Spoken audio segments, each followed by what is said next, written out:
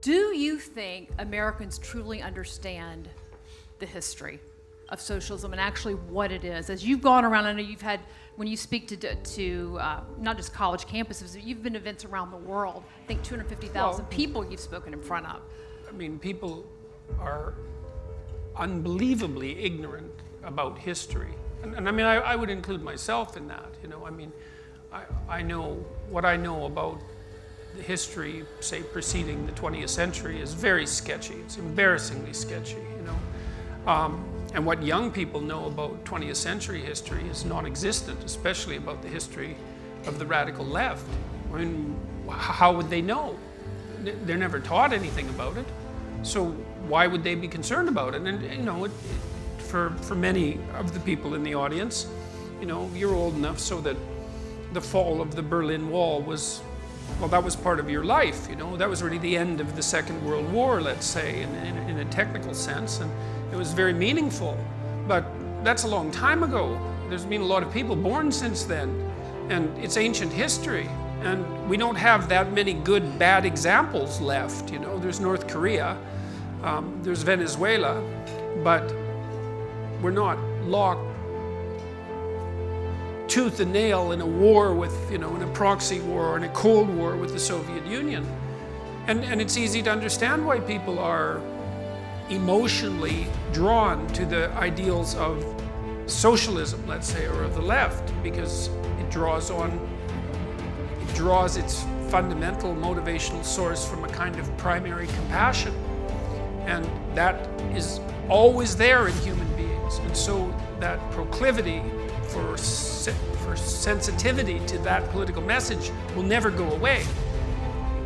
And so, and it's important to understand that. You have to give the devil his due.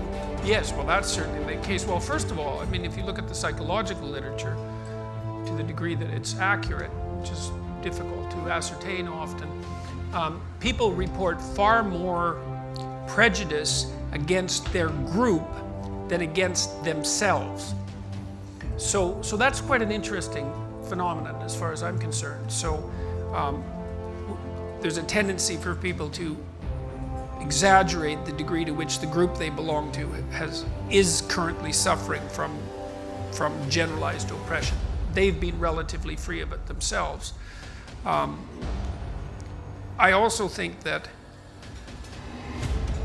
yeah, fairness is absolutely essential, and perceived fairness is an absolutely essential component of peace, because people can tolerate inequality, so to speak, or even revel in it, let's say, if they believe that the unequal outcome is deserved.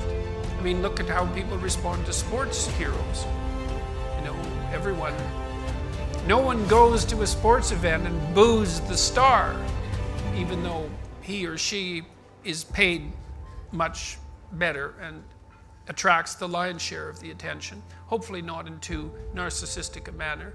People can celebrate success, but they do have to believe that the game is fair, and the game needs to be fair, because otherwise the hierarchy becomes tyrannical. The problem with the radical left is that it assumes that all hierarchies are tyrannical, and it makes no distinction between them, and that's an absolute catastrophe, because, you know, there's plenty of sins, let's say, on the conscience of the West as a civilization, but, well, it's the case, and people also don't understand that, and they also don't understand, this is something that's of particular importance, they also don't understand, and that may even characterize you in this audience. It's the knowledge of how rapidly we're making economic improvements around the world, in the developing world, for example. How fast that's happening, that is not well distributed knowledge. You know that between the year 2000 and the year 2012, the rate of absolute poverty in the world fell by 50%. Now, it's a UN figure, $1.90 a day, that was their cutoff for absolute poverty. And so the cynics have said, well, you know, that's a pretty low barrier. It's not such an achievement to have attained that. But I can tell you it's an achievement to obtain that if you were living on less than $1.90 a day to begin with. But if you look at, if you double the amount to $3.80 or you double it again to $7.60, you find the same pattern. I mean, the poor in the world are getting rich at a rate that is absolutely unparalleled in all of human history. And I think a large part of that is happening in Africa, where, by the way, here's another lovely piece of news. The child mortality rate in Africa is now the same as it was in Europe in 1952, which is, I mean, that's an absolute miracle. It's insane that that's not front page news, right? That's within a lifetime. And the fastest growing economies in the world are also there. And so